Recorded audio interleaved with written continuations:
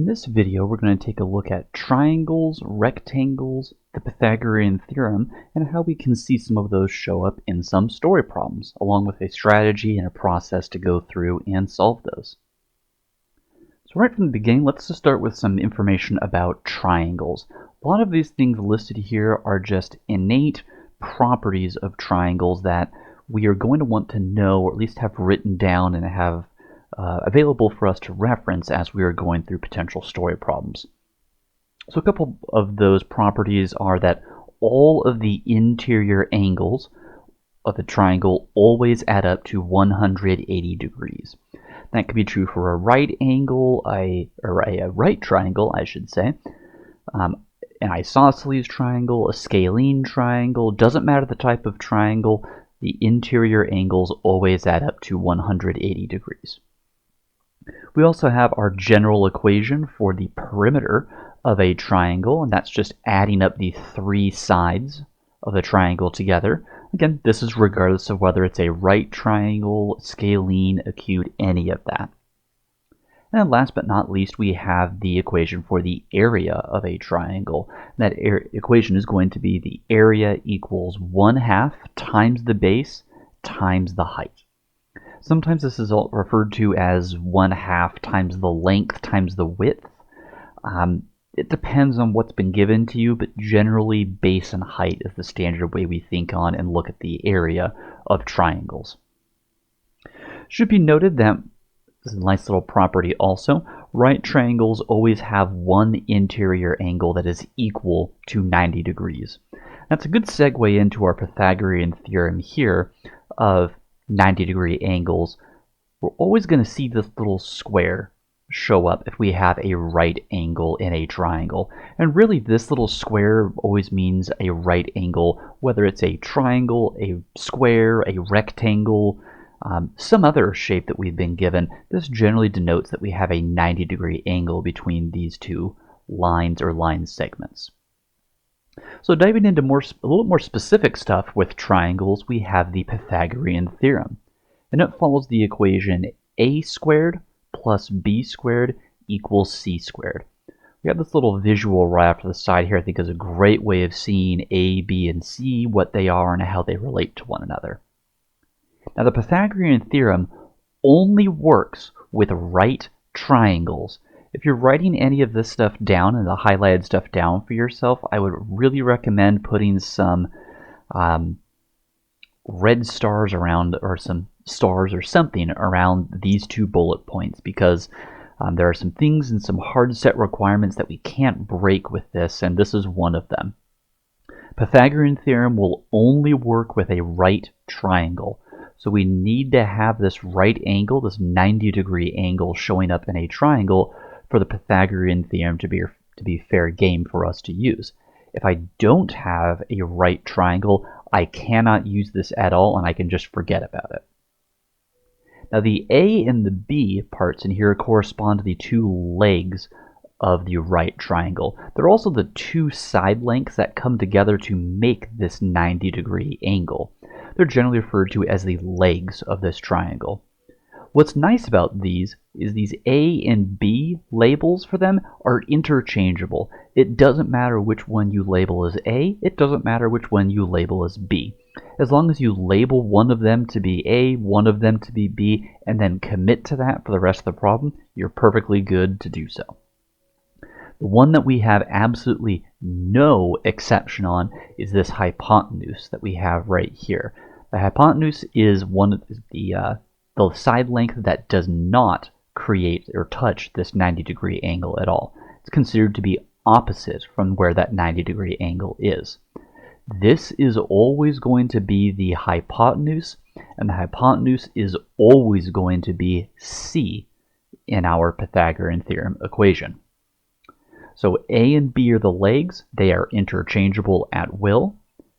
C is the hypotenuse, and it will always and forever be the C value at the very end here.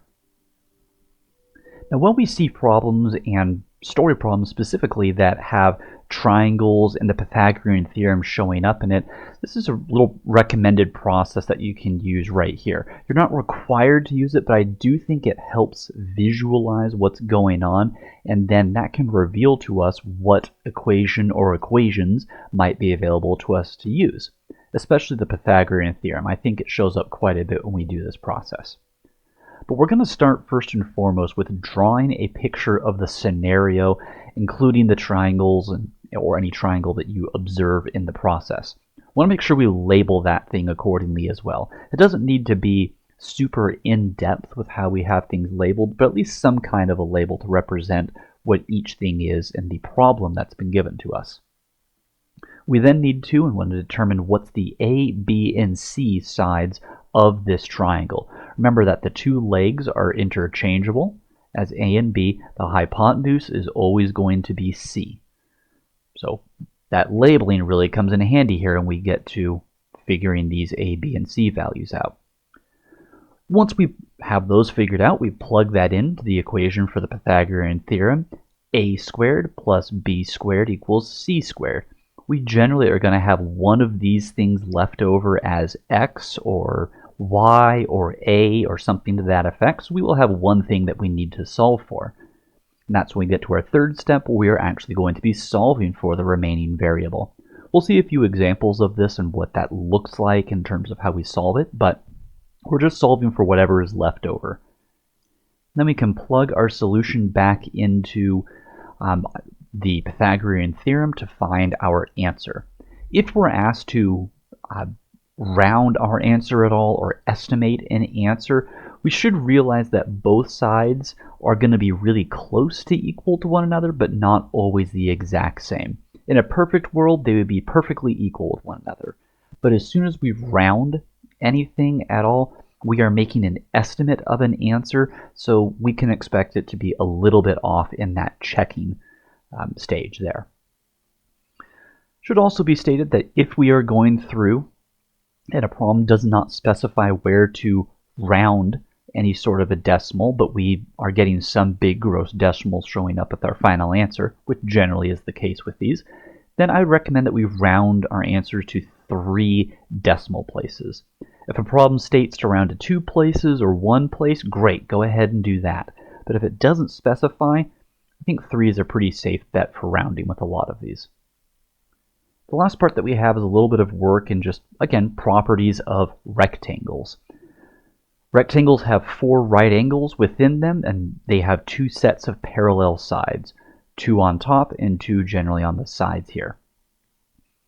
Our equation for the perimeter of a rectangle is listed here. The perimeter is 2 times the length plus 2 times the width. And the area is written out as the area is the base times the height, or the area is the length times the width. 2 ways of writing it out that do mean the exact same thing. You're welcome to use either one that you would like. So we have 3 story problems here that we're going to take a look at and see how this plays out. So let's dive into those here now. Taking a look at our first problem, we are told Roger decides to take the scenic route from home to reach his new fancy restaurant directly next to Stan's and travels 6 miles north and then 12 miles west. How far away is Roger's restaurant from home if he were to travel in a straight line round to the nearest hundredth here? So let's begin with making a visual of this thing. We know he's traveling north, south, east, west, all of those, so maybe make a quick compass for ourselves here. So we have north, we have south, we have east, we have west. Now we're told he's traveling from home to the restaurants. Okay, so let's make a starting part here. We're going to say right down here is his home. Okay, so what does he do as the problem is telling us? Okay, well, he travels 6 miles north. So let's say something, I don't know, about like that. So he's traveling north and then 12 miles west. So this drawing doesn't need to be perfect, but something about like that. So over here is the restaurant. Should be noted when you're doing all of these things, especially the drawing like this, you don't need to be perfect at it. You don't need to be an artist or anything like that, just make a visual for yourself because it's, I think, very helpful. Now from here, we're asked, okay, how far is Roger's restaurant from home if he were to travel in a straight line? So from home to the restaurant, if you went in a straight line, we would have something about like that showing up. And what are we noticing is that now we have a right triangle showing up here. It doesn't exactly look like it may be in this corner, but if we're told he's traveling north and then traveling west, it's a very safe assumption that we have our little box here in the corner in a 90-degree angle. So let's fill in a bit more information with what we've been given. So we were told that he traveled 6 miles north, so this is going to be 6 miles here, and then 12 miles west, so this distance here is going to be 12 miles. I don't know what this part is, but that's okay, because as it turns out, that straight line distance is exactly what we're looking to solve here. So I can list this as x miles or m miles, whatever we want. I'm going to use x here, but you're welcome to use any variable that you would like. So because we have a right angle here in our triangle, that means we have the Pythagorean theorem. That's fair game for us. So I can write in a squared plus b squared equals c squared. Remember, the two legs that are touching to make this 90-degree angle here, these are our two a and b values. Doesn't matter which one is a, doesn't matter which one is b. We just need to pick one and write it in. So I'm going to have a be 12. I'm going to have 6 be that b value. Now when you are plugging things in, I highly recommend that we plug things in inside of parentheses just so we can see pretty clearly what's been plugged in for where. This x is going to be plugged in for c. It's just replacing the c there, a different variable, so I can just substitute that normally. Now 12 squared, that's going to be 144, plus 6 squared, that's going to be 36. When I add those two things together, I'm going to get 180. Let's make that a better 8. Then I get 180 is equal to x squared. Now I don't want x squared here. I need to get rid of this second power. So the only way I have to undo that is to take the square root of the right side, take the square root of the left side. So when I take the square root of 180, and I'm doing that off screen over here on a calculator, I'm getting 13 point, we've got a lot of decimals here, 416, and then a whole bunch more that goes on and on beyond that. Now we are told to round the nearest hundredth here in this problem. So rounding to the hundredth, that's going to make my final answer 13.42. The hundredth place is 2 decimal places. We look one beyond that to see if we round up or down. But we do get to our final answer here of 13.42 miles. Looking at our second example, we're told the base of a ladder is placed 3 feet from a house and reaches 12 feet up the side of the house. How long is the ladder? Round the nearest hundredth. Now again, I think making a picture is the best route to start this thing. You don't need to be an artist, but having something drawn out I think can be very, very helpful here. So we have a house of some kind, put it there, put a window or something.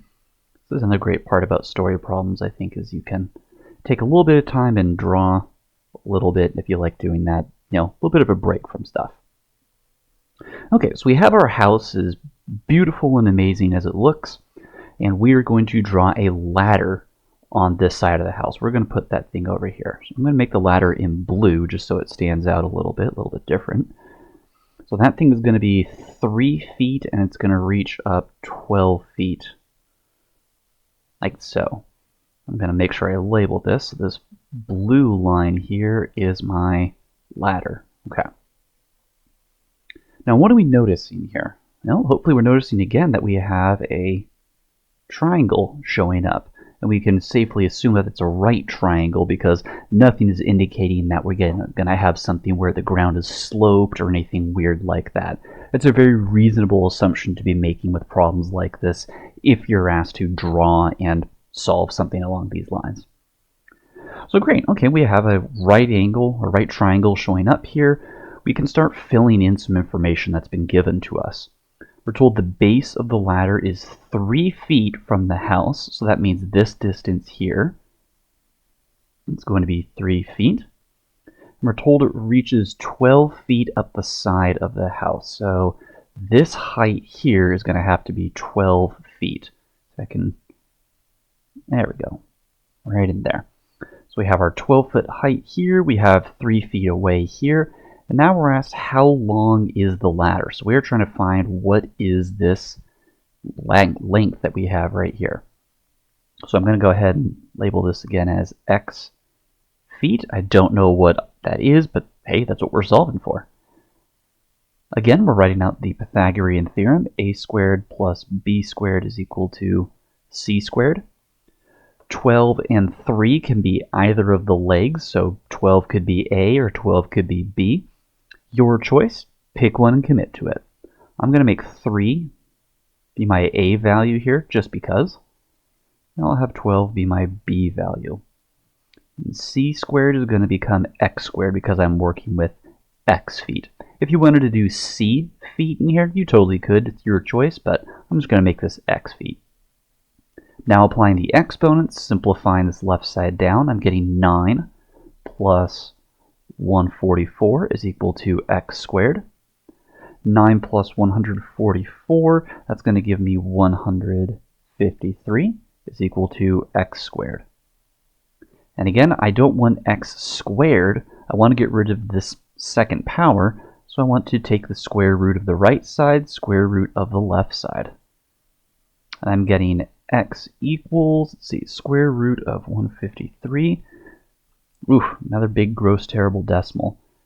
Something like 12.3693168, and it probably goes on and on and on forever. So we are told once again, round to the nearest hundredth. Make sure you're checking that as you're going through problems to see and make sure that you are rounding accordingly. So that means I'm rounding to 2 decimal places. This 6 here is the thing that's eligible to be rounding up or down. I look 1 digit to the right of that. That's a 5 or more. So this thing is going to become x equals 12.37 feet. So I know that this ladder is 12.37 feet long. For our third and final example, we are told the perimeter of a rectangular atrium is 160 feet. The length is 6 feet more than the width. So we have some information relating the length and width together. That's going to be good to remember later on. And we're told to find the length and width of this atrium. Okay, fantastic.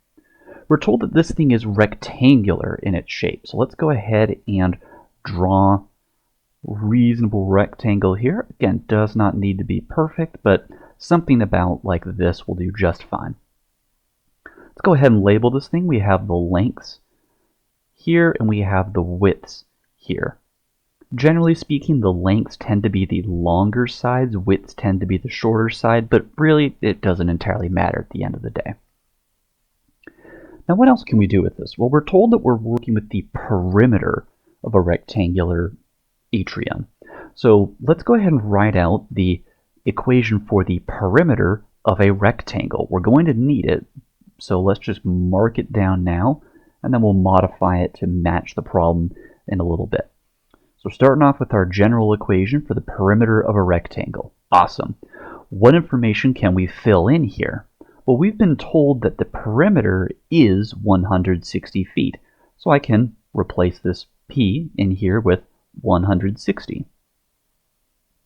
I still have 2 variables on the right side of this equation, meaning I cannot solve this for one single variable and get a single numerical answer yet. So this is where that other bit of information where we were told about the length and the width is going to come into play. We were told the length is 16 feet more than the width.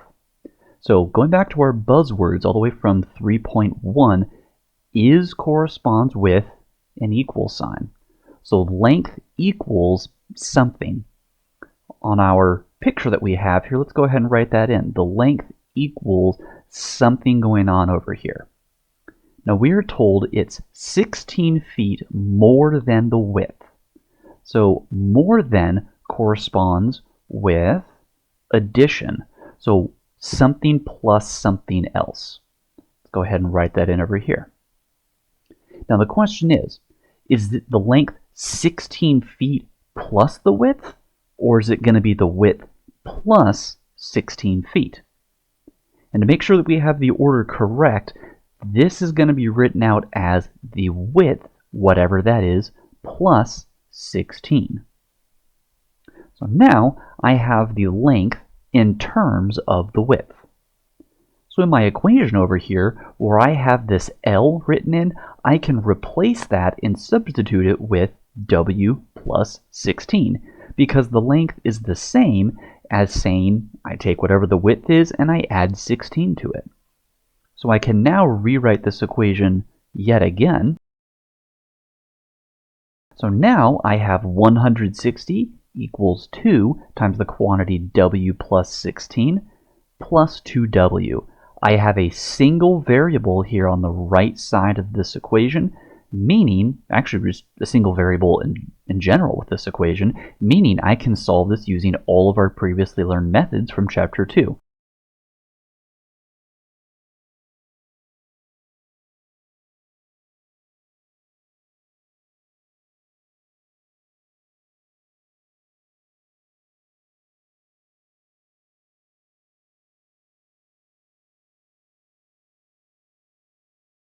So after doing so, I've just found out that the width is 32 feet.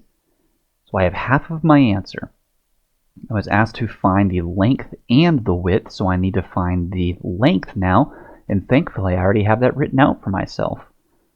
So the length is going to be 32 plus 16, which is going to give me 48 feet. So there I have the length and the width of this rectangular atrium.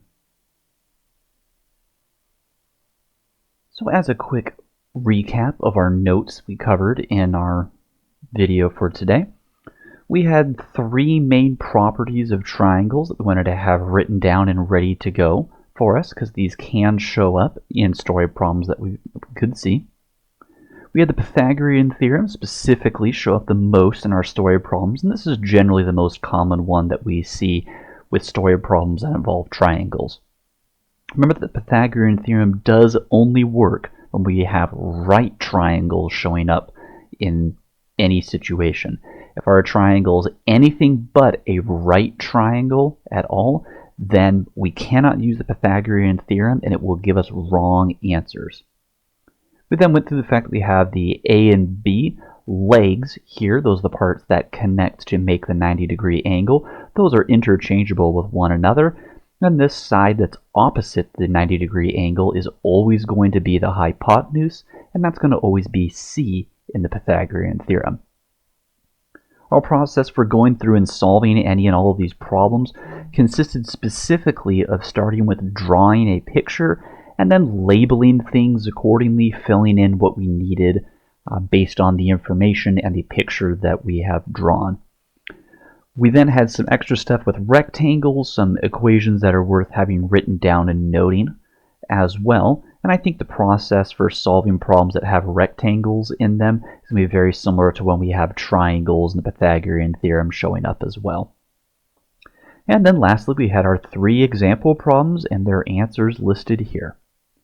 So hopefully you found this helpful with how to set up and prepare ourselves when we are working with story problems that have some different geometric shapes and things showing up in them.